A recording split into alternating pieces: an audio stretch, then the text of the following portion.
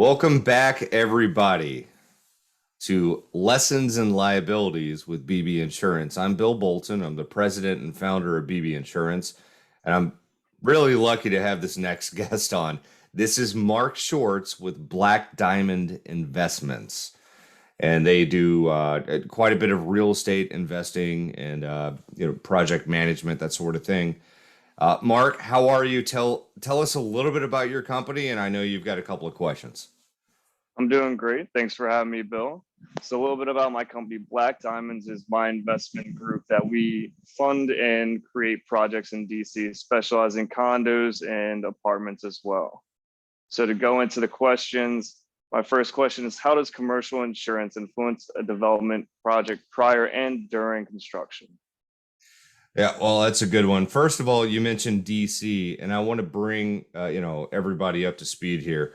He's not in DC. Just look at where he is. He's literally in Miami, and we're all jealous of that. So, Mark, it influences every step of the project. Period. You have to have liability insurance ahead of time.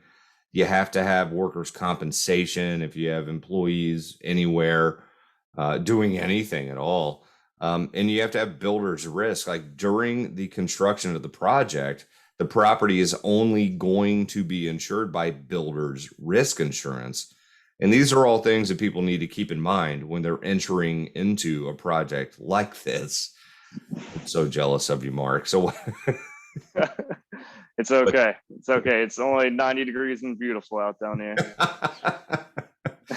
So what's your next question, buddy? So my next question is basically the way my group works is we work as a private equity group. We're building a board and we need to diminish risk. What happens if the board is sued during a project or a capital raise? Well, first of all, if you have any kind of a board of advisors or directors or whatever it is you want to call it, and even beyond that, if you have a management team, you need something called directors and officers insurance. And specific to your question, if you have a board, what happens? So if the board is sued and they don't have directors and officers insurance, their personal assets are up for grabs at that point. Now, if they raise funds and there's misappropriation of funds, there's going to be lawsuits there as well. I mean, there's so many different angles you can be hit at that you never see from if you don't have directors and officers insurance. So if that is something that you guys are doing right now, if you've not looked into this and it's not that expensive, please do it.